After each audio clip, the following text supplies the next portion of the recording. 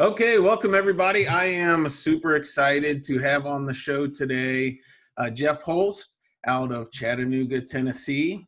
And I first met Jeff a couple months ago. We were both speaking at the same conference, and I heard a little bit about his story. And he is an apartment investor, invests not in his hometown, a world traveler, has a unique story for how he came to real estate. And so I know you're going to enjoy the discussion and really benefit from it. So welcome, Jeff. Oh, thanks for having me, Chad. Appreciate it. Yeah, glad to have you. So fill us in. What was your background story? I know you have a unique story for how you came to real estate. Yeah, sure. So, there's really two parts. And the first part is that I always really liked real estate. I've been interested in it since I was a kid. My parents had a few rentals. I would say maybe 5 or 6 houses, something like that. But I didn't really have a huge exposure to like what I do now back then. And I watched I was the weird kid that would be 14 and sneak out of his bedroom at 3 a.m. to watch late night infomercials, like the Carlton Sheets, no money down stuff and things like that. And, that's really weird for 14. I think usually when you sneak out of your room late at night to do things, it's a little more nefarious than watch infomercials when you're 14. So, yeah. But that was me. So I was always interested in real estate, but honestly, other than reading about it and thinking about it, I didn't really do a whole lot of investing, in my young days. And I went to college, and then I was still thinking about real estate. And I even bought the Carlton Sheets course and reviewed that. And I read, books about real estate and all that stuff.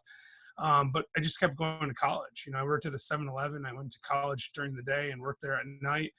And then I finally, after about 10 years of college, because I went way, way too long to college, and I wasn't failing out of classes. I was piling up degrees, right? So I have a associate's and a bachelor's and a master's and a law degree. So I did all this literally yeah. And I did the first few years I kind of just I messed around. I did some traveling and stuff, but the last 5 years of college I was super focused. I did a law degree and a master's degree in about a 5-year period.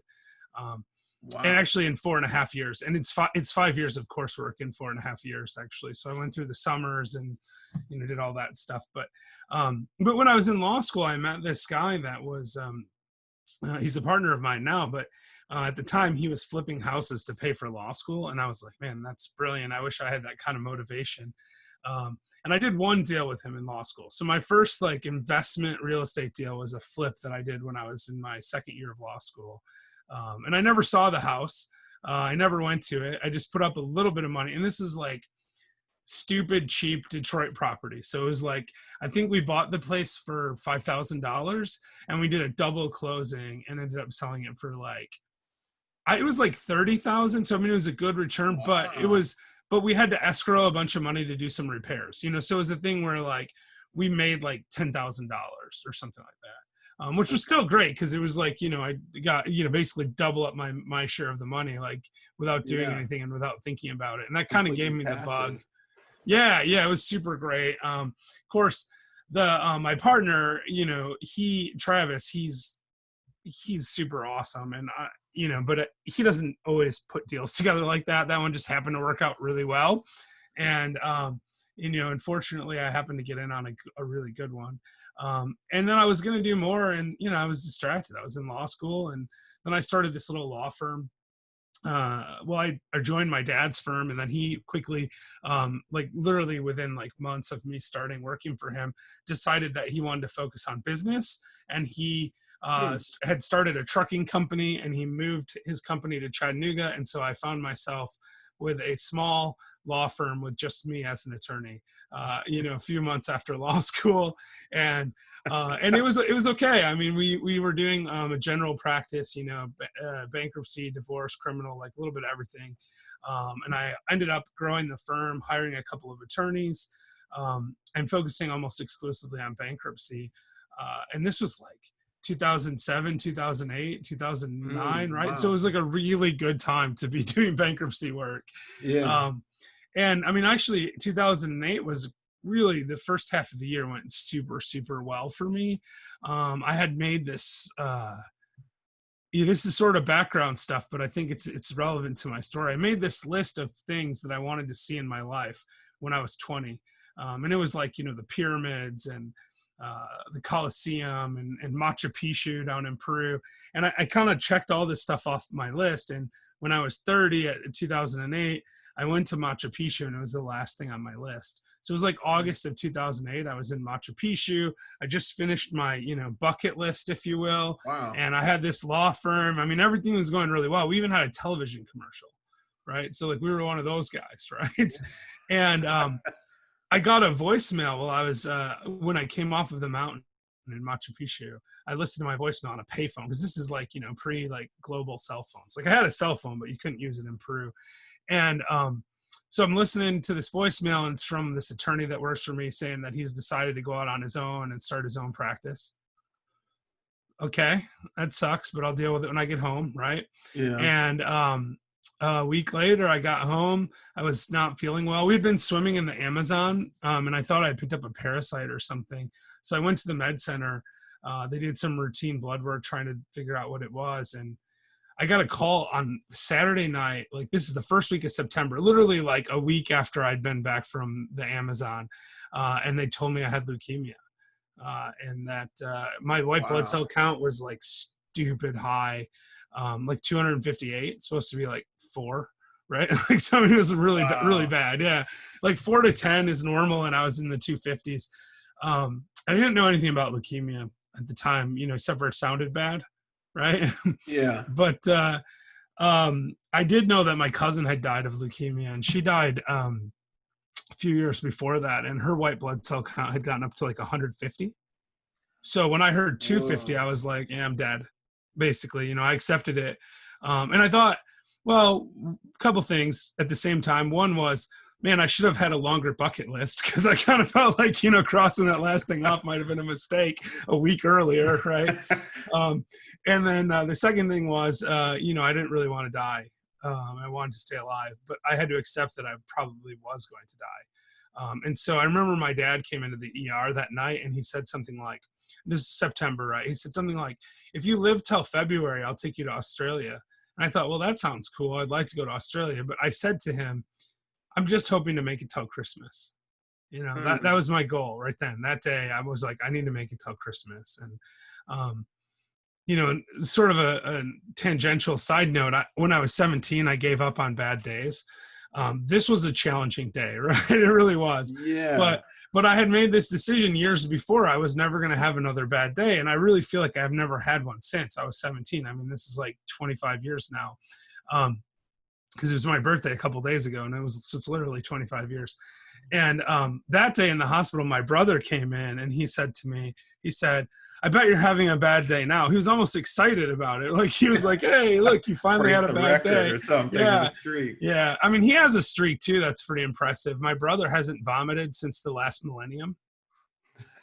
That's pretty impressive. Yeah. It was literally New Year's Eve in 1999. That was the last time he vomited. So I can't break that streak. It's a really good one for him. But for me, the no bad day streak goes even longer. So screw it, Bob. So what's the secret?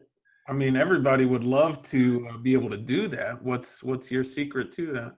So it's a muscle reaction. It's conditioned response. So it doesn't happen immediately, but what happened to me is I was having sort of this is high school angst, right? Like, I don't know, a problem with my girlfriend or something. And I was like all depressed, not clinically depressed. I want to be really clear about this. Some people are clinically depressed, and this isn't like a magic trick, right? It's not like you can just will away a medical condition. I'm talking about like people that are just like normal every day. I mean, not that the other people aren't normal, but just, you're normal every day. I have a bad day. I have a good day. Today sucked. Today was great. If you're doing that kind of thing, you can really choose how you frame it, right? I mean, because good stuff and bad stuff happens to everyone. Yeah, I mean, some stuff is real bad, like getting leukemia. That wasn't fun. But there was a lot of good stuff that happened that week. I'd gone to Peru. I got to see Machu Picchu. But more than that, I got diagnosed at 10 o'clock at night. So if I let something that happens at 10 o'clock at night ruin what happened earlier in the day, then I mean, it's not even rational, right? Like I had a good day. Like I was watching Heroes and I liked that show, like, and my car was still running, and I had medical insurance. There's a lot of things that could have been worse, and so I just try to frame stuff like that. And so when I was 17, I said, today I'm 17, I live in America, I'm healthy, and I shouldn't be having a bad day. So I'm just going to declare today's a good day. And I just said, today's a good day. And I said that to myself in the mirror. I was in the bathroom at the time when I had this revelation. And I wish that I thought of it 10 years earlier when I was 7, because it's really game-changing stuff. And then the next day I woke up and it wasn't a good day. It's not like it was magic, right? I didn't just decide to have good days. It happened. But instead of letting that bog me down, I thought, well, it could be worse. I have a car and my car's still running. So I'm going to think about that. And I would say every time I looked in the mirror, every time I started my car, every time I got something to eat, every time one of my friends said something nice to me, I thought, man, today's a good day. And I just kept thinking that over and over again. And when I was by myself, I would say it 10, 20 times a day, right? Out loud. Today's a good day. And I did that for months. I don't do it every day anymore. But what happened is one day I was walking into a convenience store and I ran into someone I know, and they're like, hey, how you doing today? And I just said, without even thinking about it, I never have bad days. And I realized that I hadn't for months had any bad days. And I went, wow, I never have bad days, and I just embraced that and I made it part of me. I have a friend who quit drinking about 8 years ago. And I was talking to her just a week or so ago about how hard it is during this time. Cause during coronavirus, people, I don't know about you, but I'm drinking more than I ever have in my life. And I'm not I think I got it under control, but if you were, 6 months sober, how hard would it be? Right. Or you're 6 weeks sober, how hard would it be? Or you need to get sober, how hard would that be? Right. So I'm talking to her about this, and she's, 7 or 8 years sober now. And she said to me, it's such a huge part of my life. It's my identity not to be a drinker. So it's not that hard for me, but it would have been really hard if I was a year sober. And I think that's how I feel about bad days. By the time I got diagnosed with leukemia, not having bad days is such a huge part of myself and my life that it was yeah, whatever, bad stuff happens, I'm going to move on. And even when I was thinking about dying and thinking about whether I can make it till Christmas, I was like, you know what? I've had a really good life. If I die, it's okay. It's okay. It is what it is. And I felt bad for my wife, and I was worried about stuff, and I didn't want to die. And, none of that. I love my life. I still do. But I also recognize that some stuff's going to happen that's good, and some stuff's going to happen that's bad. You just got to try to focus on the good stuff. So I think that's super inspiring, because it's very easy naturally to allow your day to ebb and flow with the circumstances you find yourself in. And even more so, I know a lot of people end up with their identity being kind of what has happened to them or where they've ended up. And I think it's really inspiring and freeing to think that I create my own identity. I can decide my own identity, and I can decide how what my perspective on every day, no matter what the circumstances. Yeah. And I mean, I just want to be clear. It's not a magic trick, right? It's not it's some of it's self-delusion. But what I say to people when they're like, wow, I wish I could have, I wish I wouldn't have bad days. Because I say I never have bad days to someone all the time. I'll walk into a gas station and they'll say, how you doing today? And I'll say, I never have bad days. And then they always say, wow, that must be nice. And I'm like, it is. You should do it too. This is just a conversation I have, not the last 6 weeks because we've been locked down, but it's a conversation I normally have a couple of times a week with strangers.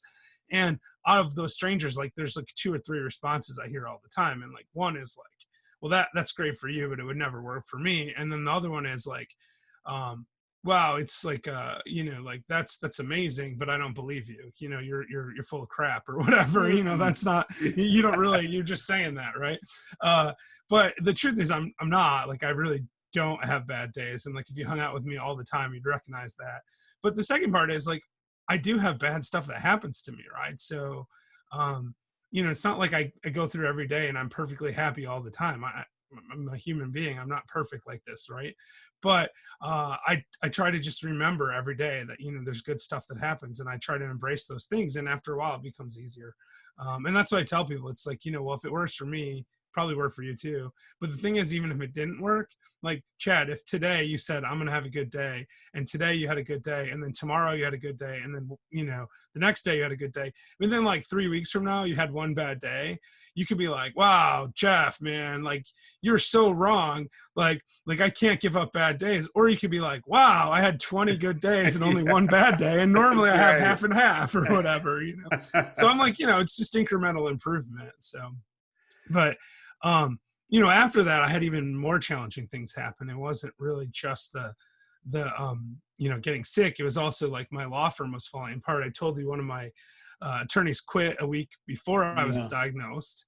And so I went from having myself and one other attorney, because I had another one that had like moved away. So she was gone. So we went really from 3 attorneys to 0 attorneys almost overnight. Wow. And that was a challenge. My partner, Travis, actually, and I wasn't partners with him then, you know, he's a law school friend that I'd done one deal with.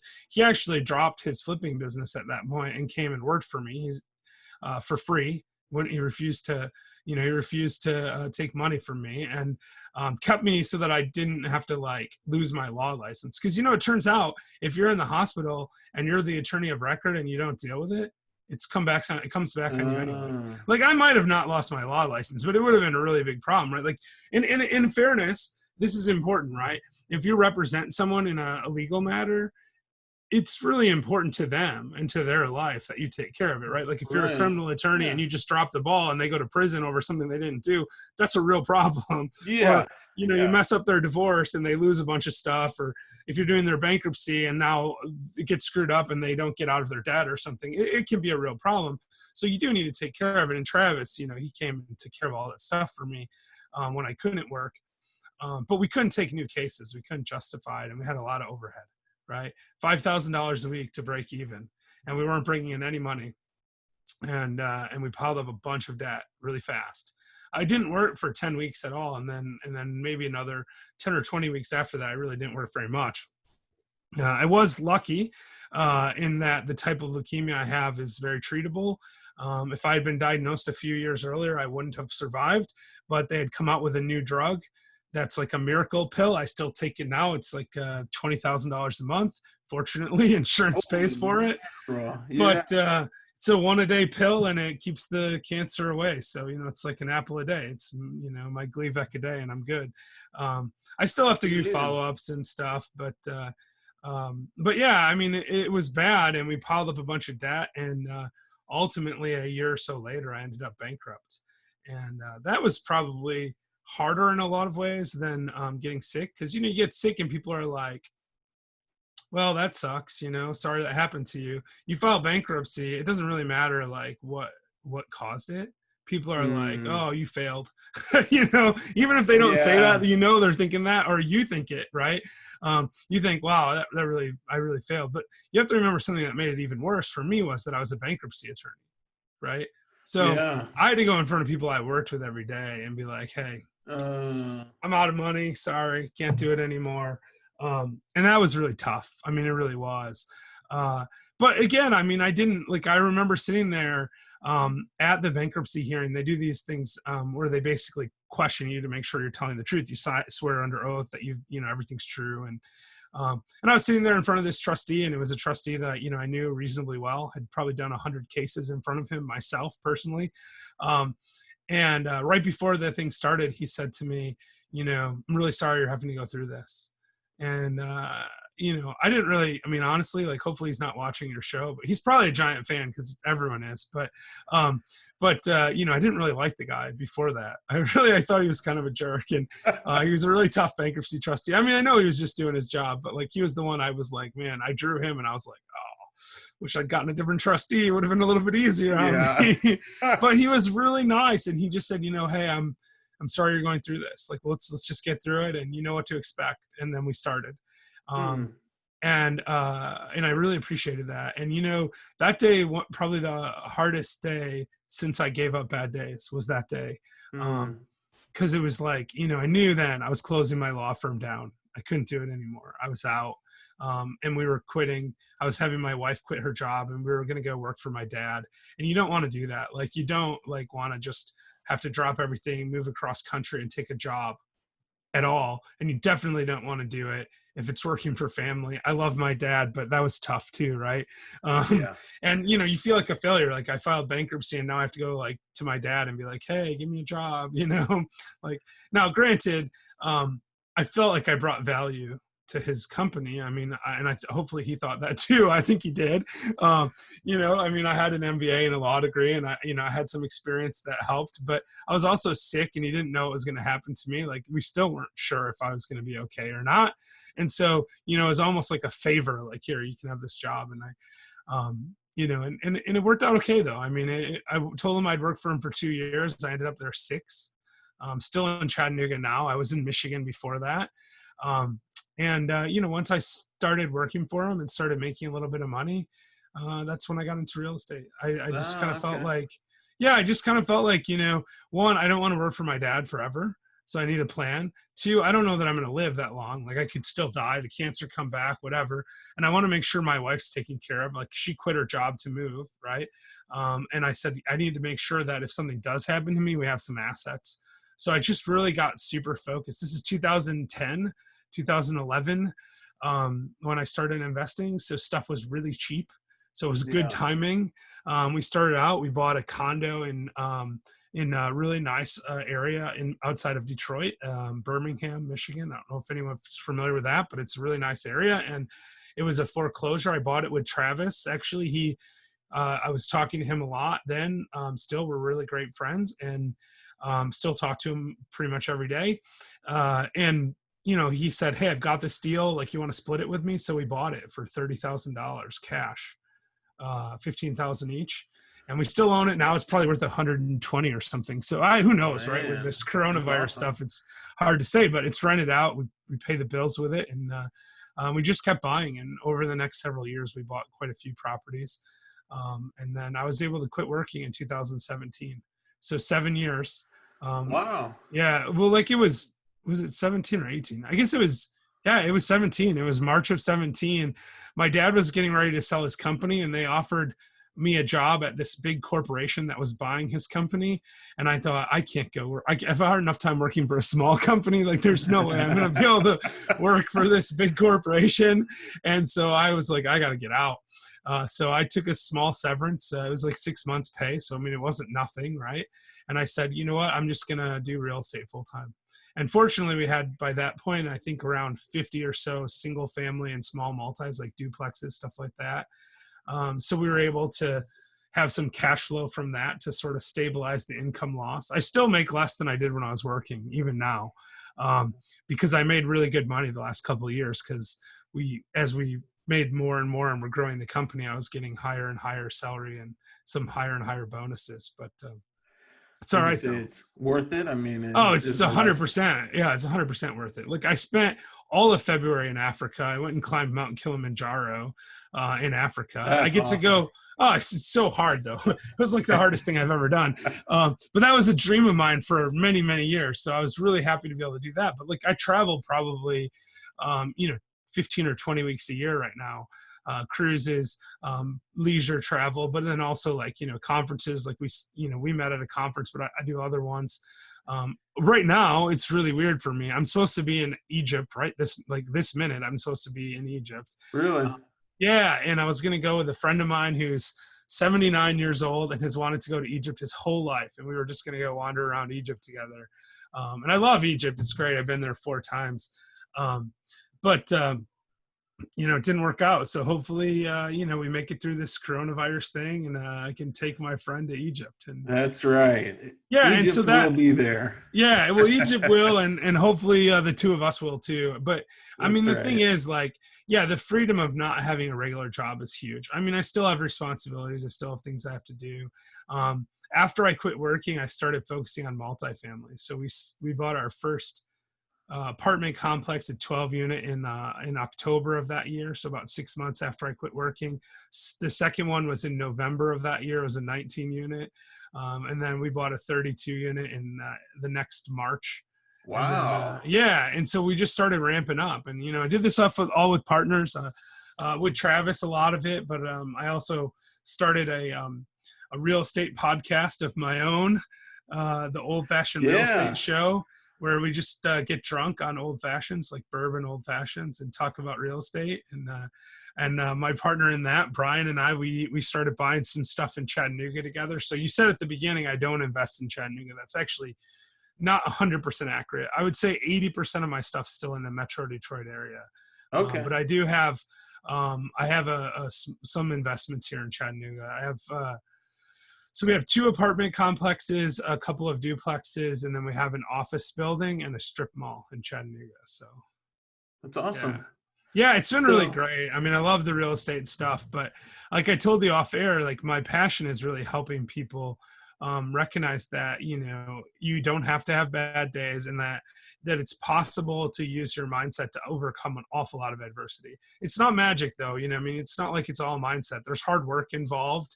There's time involved, and there's a lot of luck involved, right? Like my timing is amazing, but that was luck, right? Like if I'd gotten leukemia in 2005 and started buying real estate in 2007, it would have been a lot different of a scenario. Right. Getting diagnosed in 2008, totally different story, right? No, I don't know that I would have started investing at those high prices. So, I mean, some of it's that too, right? But I don't think I'm like a particular genius when it comes to timing market cycles. I mean, I think about it a lot now. And we've been preparing for a downturn for a while because we thought something would come. Didn't think it would be this, right? I mean, right. Nobody could predict this. Yeah. Well, some people did. I mean, I remember talking to Harry Dent Jr. I don't know if you or any of your listeners know who that is, but he's a best-selling author. And I was talking to him, sort of a weird story, but I ended up sitting at a bar with him in Puerto Rico for a couple hours last summer. Nice. And he was telling me he thinks that a major stock market and real estate correction was coming, and he's been predicting this for a while. And he's like, look, I don't know what the trigger is going to be. It could be like, like some kind of like weird computer virus, or it could be like a global pandemic, or it could just be like, something like last time where the subprime stuff triggered it. He said, just there's going to be something that pops this bubble, and whatever it is, it's going to be really hard and really fast. It's going to be like nothing we've ever seen. And I was like, Harry, he's always predicting disaster. What does he know? And I'm like, man, I should have listened to that guy, because that was in August. And, here we are now. Wow. But I emailed him the other day and I was like, dude, you could have told me about this pandemic at least a couple weeks earlier than you did, But he's a really good guy. So if you guys ever, find yourself at an event where he's there, just walk up and talk to him. He's really friendly. So sure. Sounds good. So take me through, if you don't mind, a couple of like the structure of, because everybody, or very many people, want to someday leave their job, right? Yeah. And go into real estate full time. So you said you had mainly singles and doubles. I did, you were partnering with those. How were you buying those? How were you managing those? What was that? Yeah, like? So my partner Travis, he's got a property management company in Detroit. So and so he manages all of our stuff that we have up there, and he manages his own stuff, and then he manages for third parties also. So even stuff that I wouldn't partner with him, if it was in Metro Detroit, then I would, he'd be managing it for me. Same with this stuff here. Like Travis and I have a few things in Chattanooga now together. And, obviously he doesn't spend as much time focused on those as I do. Right. So, so the management's kind of taking care of itself because of that. But we started out, we bought that first deal for cash. The second deal was in the same building. It was about a month later, and it was another foreclosure. Again, balance on the mortgage was $90,000, and they were short selling it for $35,000. And we're like, wow, that sounds like a great deal. So we bought that. I was out of cash because, I'd saved up like $20,000 in 6 months. I mean, working super hard, not spending any money, right? Because I remember I had just gone bankrupt, so I had no assets to speak of. In fact, I still had a negative net worth because student loans don't go away in bankruptcy, right? So I have my student loans, $100,000 in student loans from going to college for 10 years, like I told you earlier, and then no assets to speak of. But I didn't have any other debt, right? So I could pay my student loan payment, $500 a month. Still pay that now, which just sucks, but it's also such cheap money. It's hard to justify paying it off, but I had the student loans, and then I had a tiny bit of savings, because you're allowed to keep a certain amount of money in bankruptcy depending on what state you're in. It's really complicated and way beyond the scope of this call, but I had a little bit of money. But I mean, basically I had to save up money, right? So I saved up this money, and then I paid $15,000 of my savings, which was very scary to me, and even more scary to my wife at the time. This is where mindset really helps, right? I was like, look, I have to do this. Like, I might die. Like, I have to do this. Like, $15,000 in the bank, it's $15,000. It's going to go away really fast if my salary goes away because I die, right? Yeah. But if we have this condo that we were going to rent for $700 a month, and I was like, okay, after all the expenses, it's going to pay me like $200 a month. Well, $15,000 does not generate $200 a month in interest, right? It just doesn't. Right. So we were like, we got to figure this out. Well, anyway, flash forward a few weeks, this new one comes up. I don't have any money. And my partner, he says, since it's in the same building as us, and we kind of got lucky, like we named the LLC after the building. So the building's like, 123 Main Street, and it's like unit 5, right, that we bought. And then it's like, the second one comes up, it's 123 Main Street, like unit 7 or whatever, right? and our company's called 123 Main Street LLC, right, or whatever, right? So we have this company, and he's like, well, I feel like we should buy it with this company, because if we're going to buy another unit in the same building, this company should own it. And I was like, well, you're going to have to loan the money to the company then, because I don't have any more money. So the second deal, my partner loans the money to the company to buy it. Sure. Right? And then eventually we were able to refi and pay it off. So that worked out pretty good. Then we had these paid off condos, right? And so we took mortgages against them, small mortgages, $25,000 on each one. And we used that to partner with another private money guy. Actually, the guy what happened is, we wanted to buy this duplex for $75,000, let's say. It was something like that. I don't remember exactly. It's a while ago. And we took these two $25,000 mortgages, and then the guy who gave us that money for those mortgages, this private money guy, he also puts in $25,000, and we formed this company where we each put in $25,000, right? Like, we distributed the $50,000 we got. So I got 25, Travis gets 25, and then we each put $25,000 into this new company, and we buy this duplex. So the third one was really like a hybrid private money deal, right, with a partner. Right. And it was 6% interest only money. It was a really good deal for the partner, because he was able to get into a deal he wouldn't otherwise know about. And he gets 6% on 50,000 of the 75,000 that he put in, right? But he gets to own a third of this deal at the same time. So he gets 6% on 50 grand, and then he gets a third of the deal. And he liked the deal. And so then he put in some more money into the company. He just loaned money to this new company we formed so we could buy another deal. And so we did that a few times. So he was just loaning money to the company, and then we'd go buy stuff, and he'd own a third of it, and he'd get interest on his money. Sure. And we still do deals like that. It's just, and in fact, just the other day, I bought an apartment complex like that. I had a couple of guys each loan $75,000 to the new company that we formed. They each got 10% of the company, and we put $150,000 down on this apartment complex. And my other partner and I each got 40%, and we put none of our own money in. So sort of like a hybrid private money equity deal. Now you got to be careful with that kind of structure. I mean, honestly, it's way beyond the scope of what we talked today. You have to make sure you're not violating Securities and Exchange Commission rules. Make sure your partners are active and involved, because if you're raising money from private investors and they're not active investors in the deal, then you're really selling securities, and you have to comply with the Securities and Exchange Commission rules. Okay. So there's ways around that, but you have to follow the rules. So get a good attorney involved. Don't just set these deals up on a handshake or something. Right. Make sure you're doing it legally. From day one moving forward, that you're on the right side of those rules. Yeah. You don't want the SEC coming down on you. Now, look, they're not going to come down on you if you if you make an innocent mistake. I don't think. But if you make an innocent mistake and then somebody loses money, you're at extreme risk. And the penalties are very severe. So you don't want to go down those route. You want to just do it right the first way. And that's where you hire a good attorney. I like to think I hired good attorneys. I'm not the person you should hire. I don't practice law anymore. I don't want to practice law. I have a couple of licenses, but I want to be clear that this is not to be construed as legal advice. It's like, go get your own attorney and like make sure that you get good advice before you do these kind of deals. And that's true of any partnership. So then we just did a lot of that kind of stuff. We just found people to put money in, and then we started, we flipped some stuff and raised some money and bought some more stuff.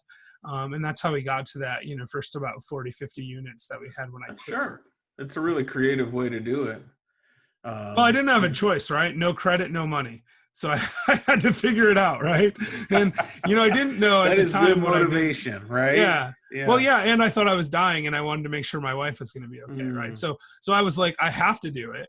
I don't have a choice. I can't wait. I mean, I'd waited, 10 years of like reading books and watching infomercials and not doing anything. And then I was extremely motivated because I was sick. And I thought, well, I have to do this now. It's my only chance.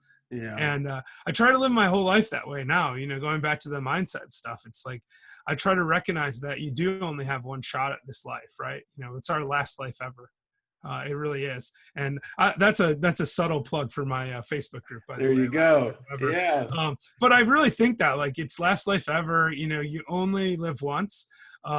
And you have to like live the best version of your life. And so that's why I like to come on shows like this. Like, I do sometimes syndicate deals and raise money from people. And, if people want to reach out to me, they can talk to me about that. That's cool. But that's not why I come on the show. I come on the show, mainly because I really want to help people with the mindset stuff. And I really appreciate you letting me talk about that stuff, because not having bad days is amazing. And everyone that possibly can should give up bad days, because there's no upside to having a bad day. You can't bury your head in the sand and ignore the bad stuff. Like if I did that, I'd be dead, right? I wouldn't take my drugs. I wouldn't go to the hospital, right?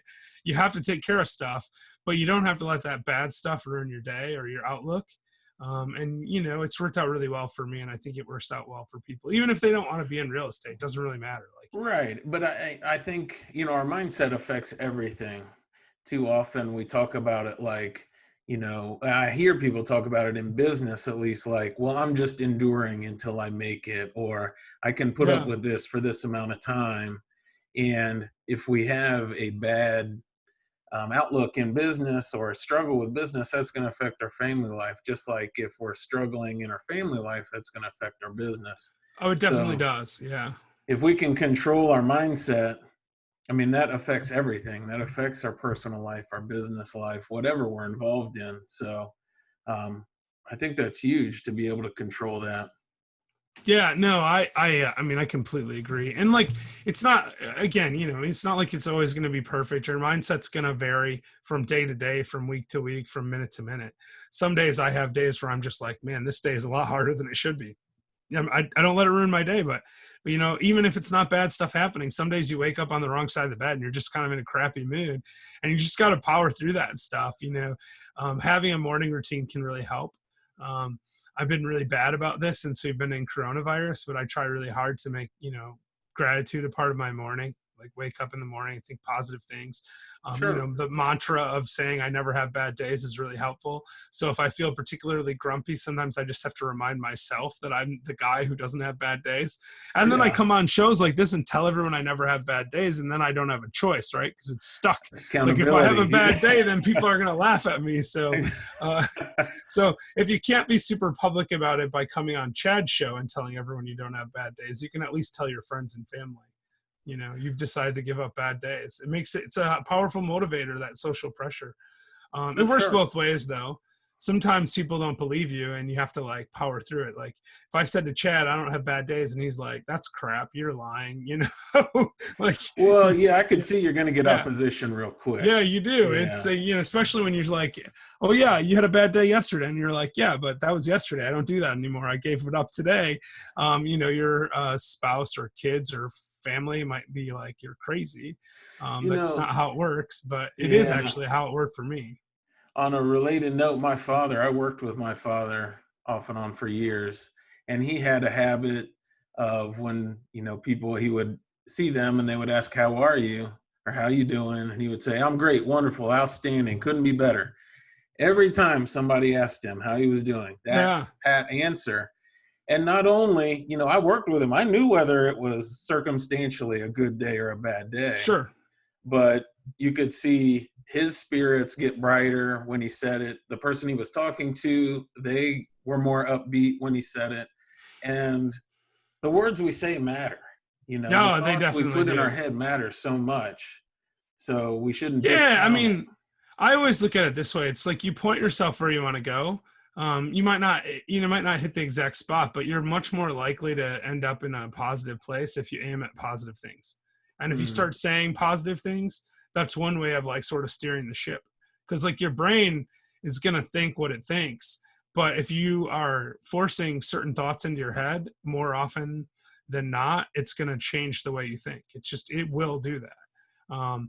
And well, it doesn't solve whether you have leukemia or not. Like I said, not a magic trick, but at the same time, it does allow you to stay positive about it. And you can be in the hospital and be making plans for the future, even though you're in the hospital, right? And you can be thinking about things like, I remember one day, and I don't think I've ever said this on an interview before, but I remember one day I was in the hospital, like a day or two after I was diagnosed. My wife finally had gone home to like sleep because she'd been at the hospital for quite a while. And I was there by myself. And there was this nurse there that actually had been a babysitter of mine when I was a kid, right? And I'm walking around the halls, and I got an IV pole. I'm like walking around the halls. I'm kind of bored. I'm just wandering back and forth. And I saw this nurse. And I hadn't seen her in probably like 10 or 15 years at this point, right? And I've only seen her once since that day. So I didn't see her in like 10 or 15 years. It's just a weird coincidence. She happened to work on this floor that I was in, right? And I start talking to her, and she's like, man, I was super sad to hear about this and everything. And, I'm walking around and I'm talking to her a little bit, and I'm thinking about my funeral, right? I'm thinking about my funeral. And I said to her, I said, listen, you need to come to my funeral.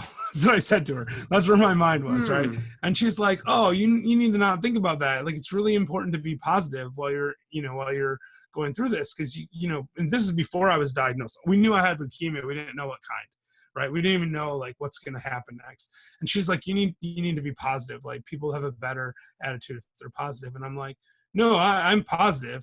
I'm positive that I'm going to die. That's what I said to her. And she's like, yes, everyone dies eventually, but it doesn't have to be right now. And you don't even know what's going on. And I was like, no, I get that. I'm just like, I want to have something to plan for. And I feel like if I'm planning for my funeral, it's something that's going to happen for sure. Like, I could plan to like go to Europe in the spring, but I might not be alive in the spring. But I can plan my funeral right now as I sit here in my head. I can come up with things for my funeral. And like, if my funeral isn't for 100 years, I still didn't waste my time planning this funeral. Check it off the list. You're ready. And she was like, you're such a strange boy. You've been strange since I knew you when you were a little kid. And I was like, yeah, I know, I am a little bit off. But you know what? That interaction, when I haven't really thought about it in a long time, that actually really, I mean, it really did help me. It helped me, like, because I refused to say that I had a bad day, but I was struggling at that moment. And I had this conversation with this person that, well, I mean, I knew who she was, and she'd gone to my church when I was a kid, and she had babysat us a few times, but it wasn't somebody that was a big, important person in my life. But what they said to me then, it really helped me.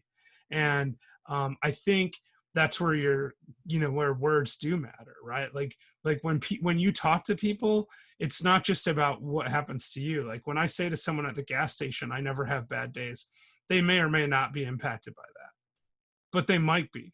And if they are, it benefits them. It doesn't bring them down. If I went in there and was like, oh man, today sucks and like everything's terrible, then what's going to happen is they're going to take that in, right? And the more times they take that in, the more likely their day is going to suck and be terrible also. Right. And if you are uplifting to everybody you meet in your day-to-day life, it's hard to measure that impact. Yeah, I know. I have no idea. Over a lifetime, Yeah. And you know what? It doesn't even matter. let's say one person had a better life because they met me. And I might not even know who that person is. It could be a person at a gas station or whatever, a cafe or something. If that one person had a better life because of it, it was worth me having that conversation. It was worth me having all these conversations that I have over and over again. And besides that, I like it. It's what I do, right? Like real estate is great. It pays my bills. But the Last Life Ever stuff, which is really, that's my new podcast where we just talk about this kind of stuff. And like, we talk to people that are doing extraordinary things and not necessarily like famous and rich people. I mean, we talked to like a lady the other day that she went through this terrible divorce and she decided to take her kids on a trip around the world. And this was in August. She got her divorce finalized. In August, she and her kids decided that it would be really cool if they could spend a semester traveling the world. And then in September, she took her 4 kids, all in, various ages under the age of 15, on a trip for 17 countries, 5 months. Wow. From That's September. Awesome. And they just got home like this is, I mean, they literally just got home in I think February or March, right before the coronavirus thing, but they literally just went around the world and they got into like a world schooling thing, a school that allowed them to homeschool from wherever they were. They did their homework, they took their tests, but they studied cultures that they were in. They went to Greece and studied ancient Greek history. Sure. And then they took tests and classes on it. And that was what they were studying when they were in Greece, I mean, how cool is that? Like, I'm like, man, how did your kids talk you into this? Cause I'm like, I can't imagine. And they're like, she's like, actually, it was their idea. And they just said it would be fun. And I was like, okay, and I thought, wow, if someone can just make a decision like that and go just pack up and leave, like I want to talk to that person. And if I want to talk to them, probably other people want to hear what they have to say too. And that's why we started the show. That's why we started the group, just to help people. So how do recognize people, find that podcast, find your podcast? So I mean, it's called Last Life Ever. The podcast is, it's easy to find if you Google it, but I mean, we have a Facebook group. So the easiest way is to find us on Facebook. Just type in Last Life Ever. Otherwise, lastlifeever.com. So lastlifeever.com. That points to my personal website because our Last Life website's being redeveloped right now, but you can find it from my personal website or from the Facebook group pretty easily. Okay. Yeah, that's been really, I mean, that group has been really great for me. In fact, we have a book coming out on Friday. I don't know when the show comes out, so it might already be out by the time the show comes out. Right. It will. Yeah. So look for this book because, and I'm sorry about this. I hate pitching stuff without telling people in advance, but it just occurs to me. So it's called The Coronavirus Collective, or Coronavirus Collective, and it's stories of, I forget the subtitle, like life, hope, and love or something like that. But it's written by 25 different authors about what they're doing and what they're experiencing right now as they go through the coronavirus. It's positive and uplifting stories of things that they're doing to deal with everything that's going on, how their life in experiences impacts their perspective right now. One person writes about, like why it was important to her to do more cooking, right? Another person writes about how her growing up as a nomad in Mongolia, right, has impacted her thinking about this, right? And how much impact something like this has on people like nomadic tribes in Mongolia, right? Completely different. Her family doesn't live in, like an apartment building and can't go to the store and buy food, right? Like she grew up literally like as a nomad, right? Stuff like that. I mean, it's so fascinating. And I mean, one lady wrote about how she decided to stay with her mission. She runs a mission in Mozambique where she tries to save people and is successful at saving people actually from sex trafficking. Like she saves these women. They go into these houses and take these women out of the houses, and then they provide them with food and clothing and training so that they can start a life taking care of themselves. And how she thought that mission was more important than, like, say, going home to the relative safety of America, because like it's difficult in Africa. Like I have friends in Africa right now that are like, they're struggling. Like it's difficult here, but we can still go to Walmart, right? Like in Africa, Yeah, I mean, these people don't live paycheck to paycheck. They live day to day. You know, they don't make money today, they don't have food today. And it's not true of everyone, obviously, but a significantly higher proportion of people there are in that. And they don't have the social, you know, they don't have a stimulus plan to bail them out. They don't have mortgages, so they don't have to worry about their mortgage, but they do have to worry about buying food, right? And if they can't buy food today, because they don't have refrigerators in some cases, like it's not even like they can store this stuff, right? You know, they buy food for the week or for the day, and that's it. You know, they can't have stuff for 3, 4, 5, 6 weeks at a time like we can. At least not in many cases. So yeah, so I mean, there's just all this great stuff in there. And then the really cool part about the book is we're donating 100% of the net profits to charities. So it's awesome. It's just gonna, you know, feed hungry people and provide water for people in Africa, you know, stuff like that. And so I really am excited about it. It's like I said, it comes out May 1st, so you know, when it probably will be out when this comes out. Okay. And they'll be on Amazon. So I would, you know, encourage you to check it out and obviously buy tons of copies, because the money's going to charity and it will be benefiting them.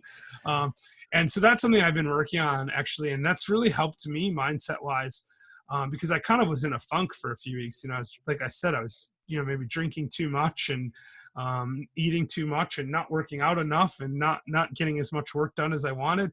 And we had this idea for this book, and we started reading these chapters as they came in. And I was like, wow, this is really inspiring. This is my favorite chapter. And then the next one came in. I'm like, wow, this is my favorite chapter. And then the other day on The Last Life Ever, my partner Jillian asked me what my favorite chapter was. And I was like, all of them. You know, I don't even know, right? Like every single one was really great. So then I told her it was hers, because I figured, you know, I might as well lie to her and make her happy. I think she knew immediately I was just saying that, because it was one of those things. But yeah, it's been really good to read that. And so I think it provides a sort of unique window into this time period. So it's awesome.